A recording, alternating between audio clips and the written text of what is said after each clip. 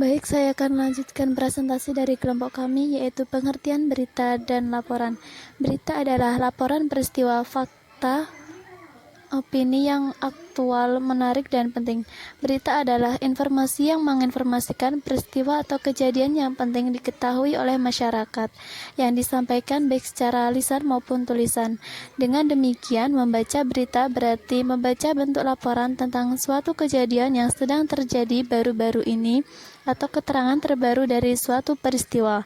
Walaupun berita diambil dari sebuah peristiwa, tidak semua peristiwa layak diberitakan.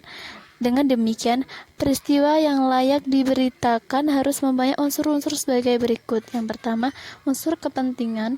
Yang kedua, unsur perhatian. Yang ketiga, unsur emosi. Yang keempat, unsur jarak peristiwa dan pembaca. Yang kelima, unsur keluarbiasaan. Dan yang keenam, unsur kemanusiaan. Dan ketujuh, unsur kekhasan. Ada juga yang mengartikan berita sebagai informasi baru yang disajikan dalam pembacaan atau penulisan yang jelas, aktual, dan menarik. Sedangkan sesuai dengan Kamus Besar Bahasa Indonesia, berita diartikan sebagai cerita atau keterangan mengenai kejadian atau peristiwa yang hangat.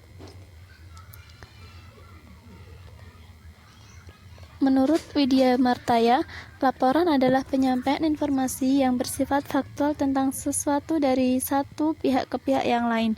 Dengan kata lain, penulisan laporan menyangkut 3 hal, yaitu apa yang dilaporkan, siapa yang melaporkan, kepada siapa laporan itu disampaikan. Laporan adalah suatu tulisan berisi hasil pengamatan terhadap sebuah tempat atau suatu pekerjaan. Laporan adalah suatu bentuk penyajian informasi yang berdasarkan fakta tentang suatu keadaan atau suatu kegiatan terhadap informasi tersebut. Fakta yang disajikan merupakan bahan atau keterangan untuk informasi yang dibutuhkan berdasarkan objektif atau yang dialami sendiri, dilihat, didengar, atau dirasakan sendiri. Ketika telah melakukan suatu kegiatan atau pekerjaan, penulis menyampaikan informasi kepada seseorang atau suatu badan karena tanggung jawab yang dibebankan kepadanya.